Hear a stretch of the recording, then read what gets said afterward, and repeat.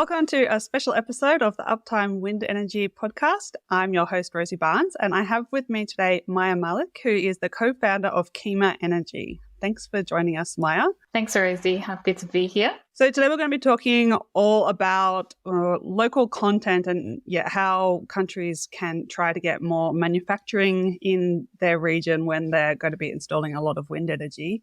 So I know this is an area that you've worked in a lot. Would you be able to just give us a bit of background about the kinds of work that you've done in this industry over the years? Yeah, sure. So I have a 20-year background in energy and offshore wind.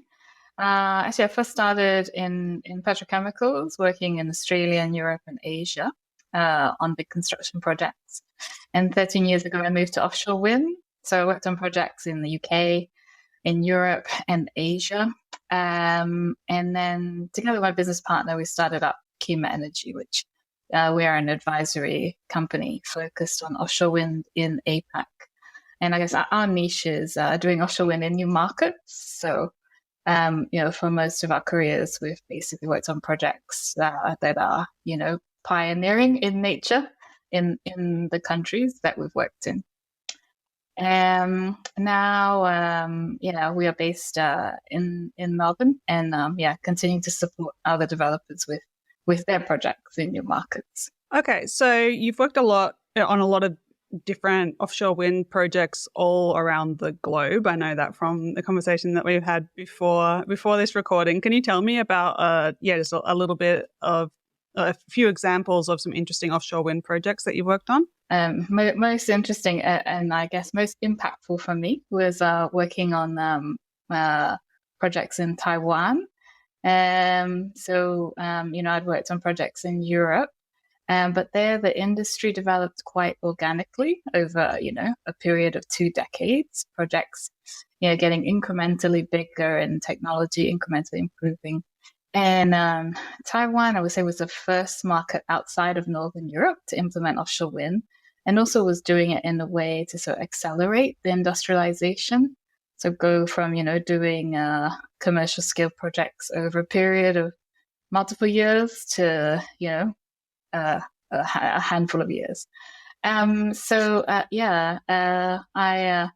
I moved there together, with another colleague from my company, and we were essentially there to win projects and do offshore wind for the first time in Taiwan. And it was a really it was a cool experience. Yeah, just really not having the suppliers, not having the experienced people on the ground, and just it was down to you and what you knew, and the resources you could personally call on to do projects. So yeah, it was a real growth experience, I think, for all of us in the industry at that time. But yeah, super great achievement. You're Australian, or you started in Australia, and then Europe, you were in Denmark, is that right? I was based out of the UK working for the main Danish utility. So yeah, that was my second home. Then, I guess Denmark did offshore wind. They were important in the innovation of the technology, but UK were the ones to really take it to a commercial scale. So sort of put the policies and targets behind doing offshore wind at volume, allowing it to industrialize. And then the next market to do that would be Germany. So I was quite involved on those projects as well. So, and then we started looking outside of Northern Europe. Yeah, there was an important period in 2017 when the auction price for offshore wind showed that, the LCOE was cheaper than gas. And then it really changed everything in our industry, and I would say exploded at that point. And then the first market that would move to kind of implement offshore wind fastest was Taiwan. And for me, I lived in Asia before and I loved it, and it was closer to home, so a great chance to do lots of things and tick many boxes. Okay, and now back to Australia, where we're only just kind of getting into gear now. Can you talk a little bit about what's going on with offshore wind at the moment. I think a lot of our listeners are based in the US, so might not be 100% familiar with what's going on in Australia. But yeah, it's an exciting time. Can you just summarize where we're up to now? Yeah, sure. So yeah, it's a late market, quite an immature one. But actually, they did a fantastic job to very fast put in place the framework to award seabed rights. And I would say, the framework they put together is amongst the clearest I've seen globally. So it was very, transparent and easy to understand what you had to do to secure exclusivity for your offshore area. So Australia is following a two-stage process to award project rights. So first, there's a competitive price to give away seabed, exclusive rights for seabed area. And then there's a second process to give support for revenue. So this will be similar to US and other countries like UK and Korea. And the process towards seabed rights is done by the federal government. So they do it across all states in Australia.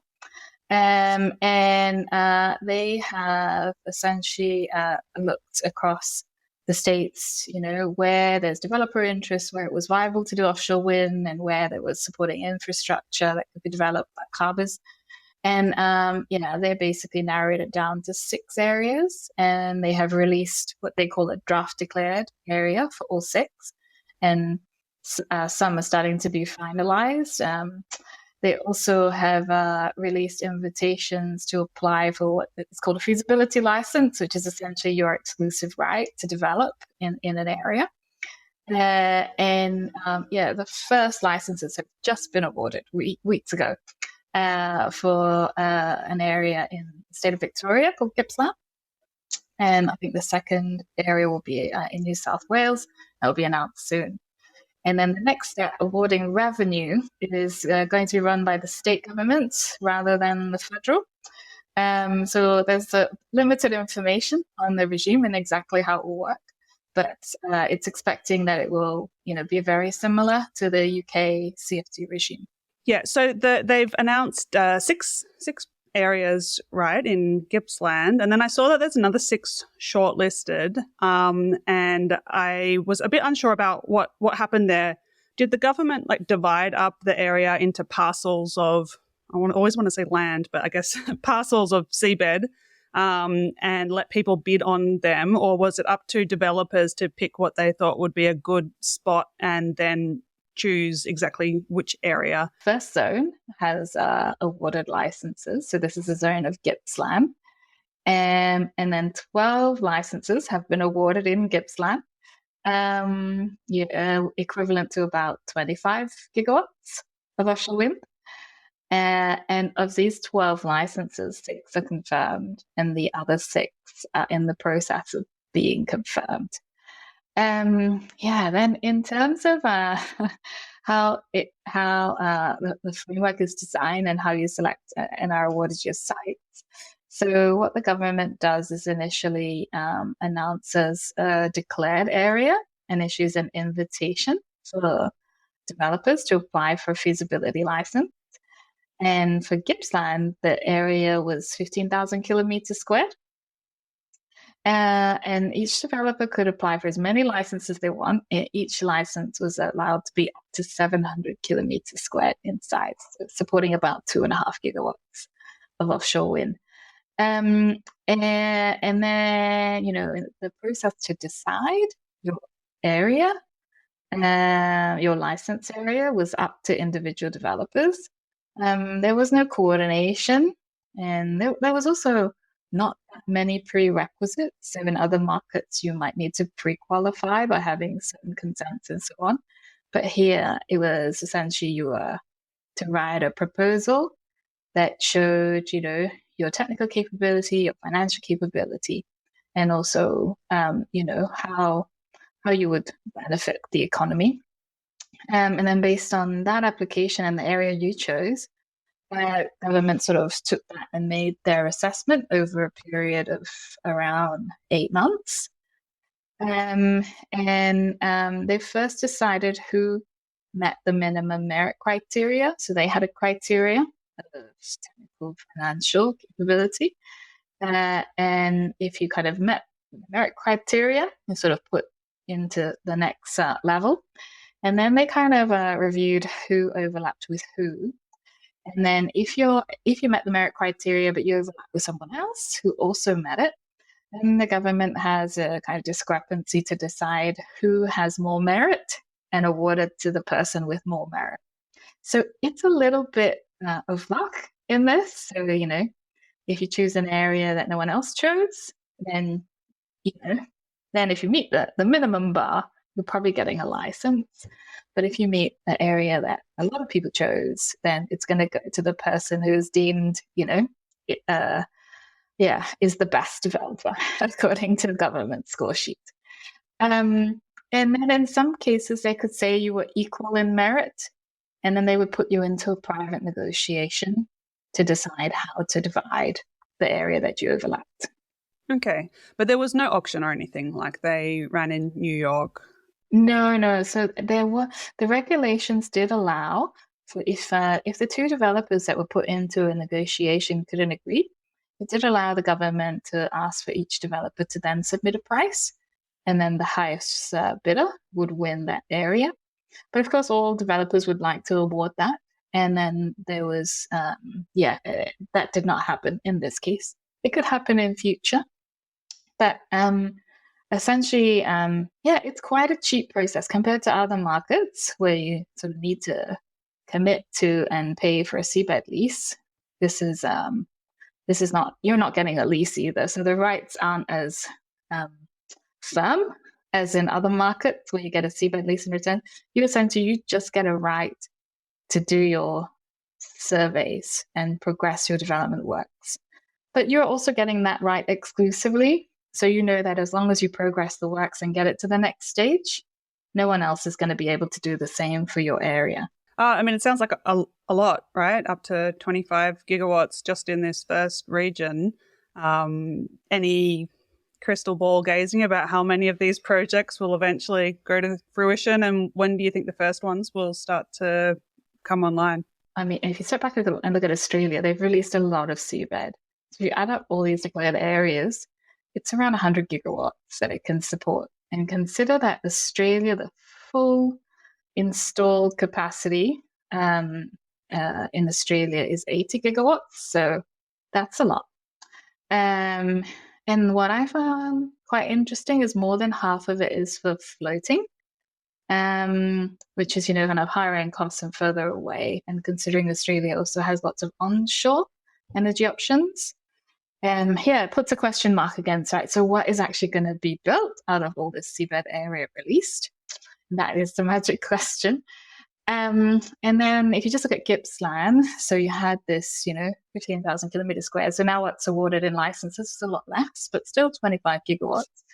Then if you look at how much grid connection capacity is being allocated and built out, that's 7 gigawatts. Then if you look at what their state target is by 2040, that's 9 gigawatts. So it's allowing for also some to be offshore wind to be done on the other side of the state, where they also have a declared area. So of the 25 gigawatts, 7 gigawatts can be connected to the grid. At least with the plans that are around today. So I guess you are having still quite a lot of competition, and I think particularly in the auction stages, it will be highly competitive. I think it's quite interesting at the 25 gigawatts. Also, a lot of that is floating, and will naturally not be as competitive in an auction. So it's I'm not sure how they would win or participate unless a separate regime is created to sort of support that technology. Okay, well, let's move on a little bit, because the main thing that I wanted to talk to you today about was the manufacturing associated with having such a huge potential pipeline of offshore wind projects. Another recent little bit of Australian government action in recent weeks was this Future Made in Australia announcement from the government that they've got, a lot of money set aside for manufacturing renewables and energy transition stuff in Australia. There's a lot for hydrogen. There's a lot for critical minerals. That then I think, it's all kinds of clean energy in general. Yeah, so I just wanted to talk to you about what does it take to actually get manufacturing happening locally. And I know that this is something that you've been working on, and you've seen other countries like Taiwan. Let's start with them as an example. What did they do to, when they, wanted to start up an offshore wind industry there? What actions did they take to make sure that industry also brought manufacturing industry with it to the country? So currently you have just one state really committing to offshore wind by putting it into the energy mix. This is Victoria, saying they do 9 gigawatts by 2040. And then, you have a lot of seabed being given away. It's still not really clear how big the industry here is going to be. And so, and will there be appetite in other states to support the grid upgrades and the offtake regimes that you need to realize projects? So in my view, until the industry or suppliers, can be confident about the volume and the timing of offshore wind build out in Australia, it'll be really difficult for them to invest into manufacturing new facilities. But I think if they could see this or get this certainty, I'm not as pessimistic as most Australians who are beating themselves up constantly about how bad we are at manufacturing. I actually think there's a lot of potential and a lot could be done here. I really think the key thing, to address is this volume and certainty of projects, because that's when you get manufacturing. Yeah, and I mean, you definitely see with offshore wind around the world when there's big projects that set in stone, then you do start to see factories opening because the components are huge, right? The blades are over 100 meters long, and all the substructures are large as well. And it's so correlated. And let's look at an example in the UK. You had the industry sector deal in 2018, 2019. This is between industry and government.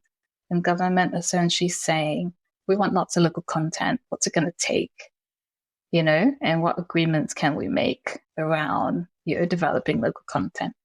And, the agreement they came to is, okay, developers will aim for 60% local content, starting from where they were in the 20s and 30s. And in return, government would provide a 40 gigawatts pipeline volume of projects, and, sort of steadily releasing X amount per year with, CFD regimes behind it to support. And, and then behind that was a number of other things like supporting the upgrade of harbors and, tax reliefs, etc. But, it in essence, like the top level, give and take there was, you give us 60%, I'll give you volume. You can really break it down to that. And so, for me, that's, that kind of piece is still missing. So it's hard to move on to the next.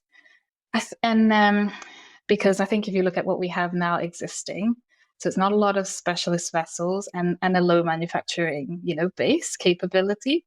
So to get to that next step, you need investment, and you it's hard to get the investment without the volume, without the contracts. So that's the sort of thing to aim for.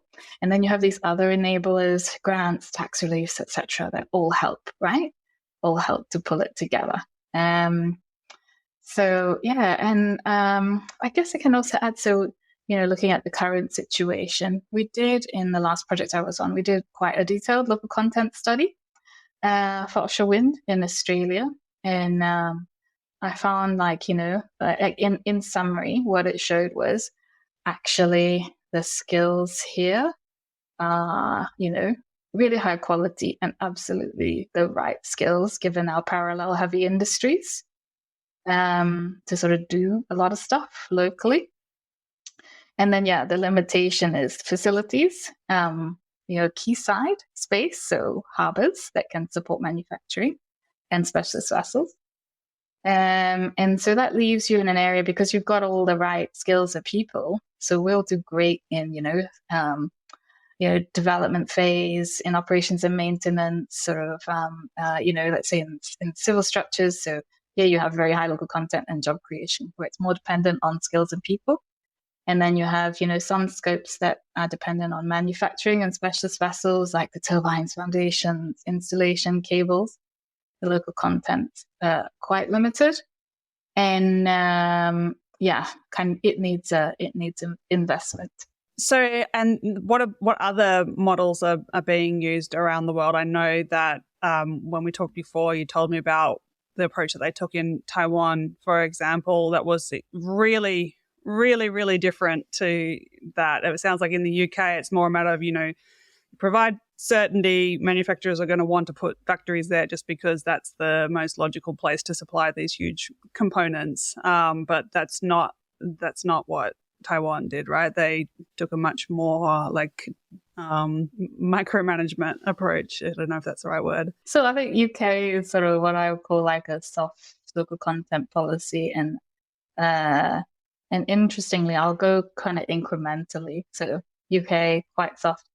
I think they were also quite late, and they were also kind of stuck to a model for instance, when it came to developing harbors, very keen on more promoting private sector investment rather than government led upgrades, which is something that, say, Denmark did, and therefore did it much faster and were able to capture more manufacturing opportunities despite not having a big local pipeline. So one thing you can do is sort of soft policies and give industry like a clear signal that this is what you want. And then, those that toe the line will get the projects. And then you have, the countries like Denmark, which is more focusing on what enablers, can I kind of put in place, and it's a form of subsidy. And they just built a really, good big harbor that was well placed and could support, industry and attract people to set up facilities and so on. And therefore, despite not having their own project pipeline, could capture the opportunities in the region. Then you have someone like Japan, and they have a sector deal as well. So similar to the UK, got together with industry and said, okay, we would like 60% by, I think it's 2040. And, also kind of gave grants for, setting up plants and factories, and then took it a bit step further. So then also made it part of the auction process. So as part of the auction, you submit a proposal, and, percentage of score is your price, and a percentage of your score is also your contribution to the local economy and your collaboration with local stakeholders. So, it's sort of becoming a bit more, I guess, hard requirements, but still giving developers a lot of flexibility about how they do it, and also how much they want to do. But then obviously the more you do, the better you score. So you have a much better chance of winning a project. Then we'll go to Taiwan. So, and I guess they're sort of extreme end. So, after doing their demo projects, they created a scheme. So, they had the selection process followed by an auction process. And the selection process was very much around, attracting like global developers to come to Taiwan and, essentially make sure offshore wind happen. Then the selection process, the reward was a very high feed-in tariff, and you weren't required to submit a price that was predetermined. That tariff was your carrot at the end. And there was a qualification criteria, which you had to sort of promise to meet a certain amount of local content. And then you were also invited to submit a proposal that showed, how great you were technical, financial wise, but also gave you opportunity to offer even more local content. And then, person with the highest score wins, and you get a higher score by offering more local content. And then this has evolved through various rounds. So in the very first selection round, the first projects, they wanted to prioritize fast delivery, low complexity. So they said, you guys get a break from local content. And then there was another 3 gigawatts that were awarded with grid connection dates, across several years. And the earlier ones had to do less, and the ones awarded with later connection dates had to do more. Ironically, this ended up in a situation where you had quite a small volume of projects that had to do the most local content. And then therefore, but the contracts for these local content were quite small in nature and didn't have the volume of pipelines, ended up being very expensive. And so, you had this trend of, instead of costs going down, costs going up. Then you had a period of then you had an auction for another couple of gigawatts where they took away all local content. But they expecting that they had, already had enough pipeline that local content would naturally happen, but it wasn't quite there. And because it was so expensive, it wasn't kind of the natural choice. So then when they kind of brought in the next auction, they didn't make it mandatory, but they made it a competition of local content. So who kind of can deliver the most wins? And it's gone through various iterations because so many developers are struggling with it. And I would say regrettably in Taiwan, so now they have several gigawatts of projects, but the costs there are increasing and continue to increase. So it started to concern investors, and some people have exited the market, because like this increase in local content and costs is combined with reduced subsidies and support on the revenue side. So there's a big squeeze, right, from a couple of angles.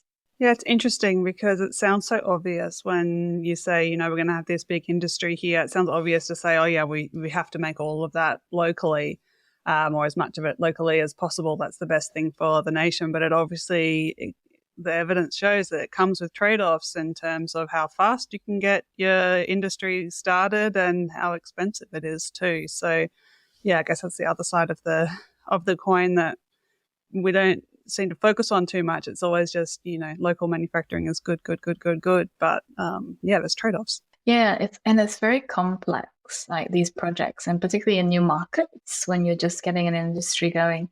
And I think the other thing is, so when you're in the situation like Taiwan and potentially Australia, it's not like a natural evolution of projects. You're really trying to fast forward the industrialization and condense it. And almost like before your first project is built, you're already auctioning, something 10 gigawatts later.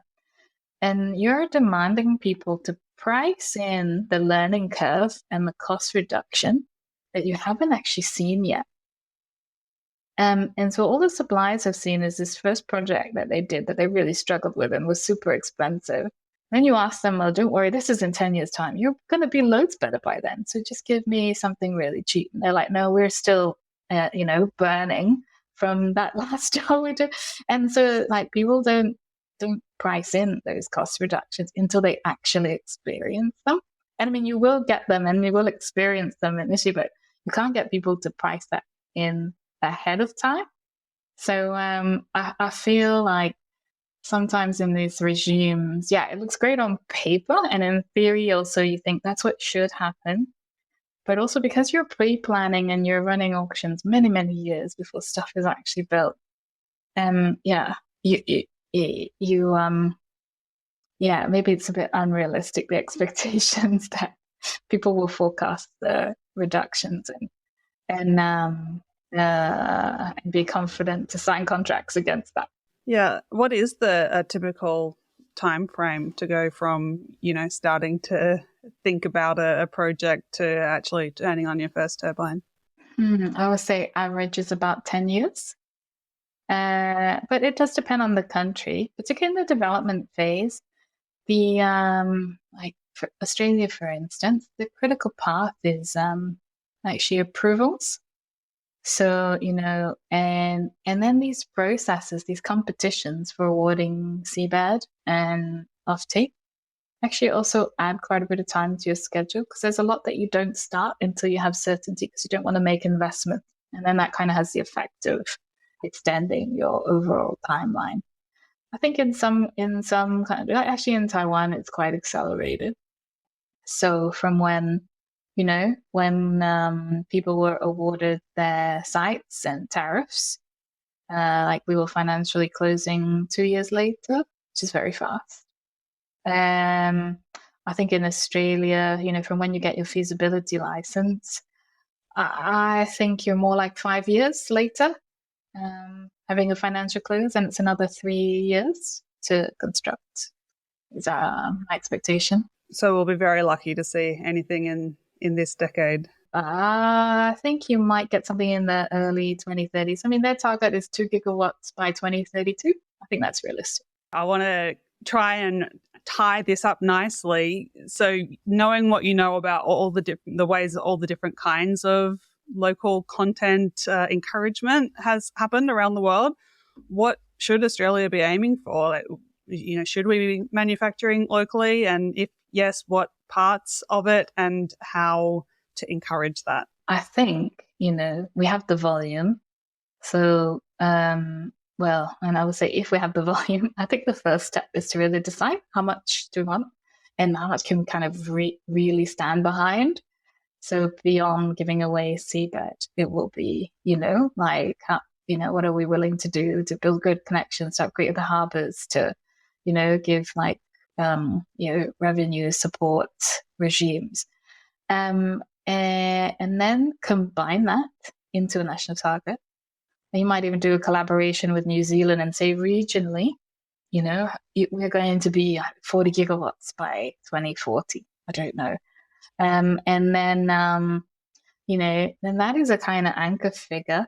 And that figure is not, I know targets get a lot of flack because people see them as, very kind of fluffy commitments that never get delivered. The key is to make it not just a, figure that we dreamed up, but actually something that works, that is, actually supports an energy mix. And like I say, with kind of commitments behind it to give, investors, suppliers the confidence to say, hey, this is actually going to happen. And so we're going to be ready for this. And then I think then it's putting in place the incentives and the infrastructure. So, thing about offshore wind is the components are huge, they're massive, and transporting them inland, even short distances, is really, really slow and difficult and risky. So all manufacturing needs to be done by the quayside. And you're talking now big components. You've got to get, your materials in. You've got to fabricate. You've got to store half-built stuff somewhere. You've got to store fully built stuff somewhere else while they're getting ready to be shipped offshore. And so you need a lot of space on the quayside, but also hinterland space. And those kind of harbors that are being developed, sort of 10 years work easily, right? So you need to be kind of thinking about that and doing that, as soon as possible. And, then there's the things you can do on top of that are, like grants to give. It's a bit like this, policy that's recently been announced. Say you can make something here, we'll essentially subsidize it. You can give to land. That's happened in places like US and Taiwan, where they essentially say, hey, we give you this, this quayside land for free. So, please build something here. You can give tax breaks. So, like in the UK, the big Teesside development, which will now be, I think, the biggest brownfield development in Europe, is essentially a free port. So no customs, no taxes, very kind of easy to operate in, export out, or service, your domestic needs. So there's a number of things you can do to then, make it an easy decision. But I would say starting with the volume is really key. And you could focus at least initially on what can you deliver just to support the domestic market. Then if you can also show, and then as a hub, it's super attractive to, use this as somewhere to export out and support, other markets in the region. It's sort of a natural evolution. I think Australia, yes, it's far, so logistically is more expensive, but that's also what will help it, because it's also going to cost a lot to make something somewhere else and ship it here. So actually, you have a bit of a cost advantage here making stuff, because you've got that that cost saving from not transporting it. And I think, but despite this cost, and you'll say yes, and probably more expensive resources, I think Australia's seen, it's got, low interest rates, it's got a sort of stable economy, politically very stable. So I think within the region, it's also got a lot of things going for it that will make people comfortable, English-speaking workforce, things like that. And I kind of see something coming next, which is a demand for things to be made with low emissions or no emissions. And then there's going to be a race for not just who can manufacture the cheapest, but who can manufacture the cheapest using all green energy. And then I think a lot of energy intensive manufacturing is going to depend on how cheap your green energy is. And Australia has such a big advantage there. So, there's something to exploit, when that comes. And in some, spaces, it's already there. And I think, it will be that sort of thinking that makes it more and more attractive to do stuff here, to support an industry here. Yeah, that's a really nice, optimistic way to finish. And that's one of my big hopes for Australia too, that one of the things that I constantly carry on about green manufacturing in Australia. So, oh, good. It's my rant too. Well, it feels like it's starting to, enough of us are ranting about this for enough years, and now, politicians are starting to talk about it too. So maybe we'll finally manage to pull it together. Okay, well, we'll finish up there. Thanks so much for joining us. That was definitely interesting, and I learned a lot. Gave me a lot to think about. So thank you. Thanks. I really enjoyed it.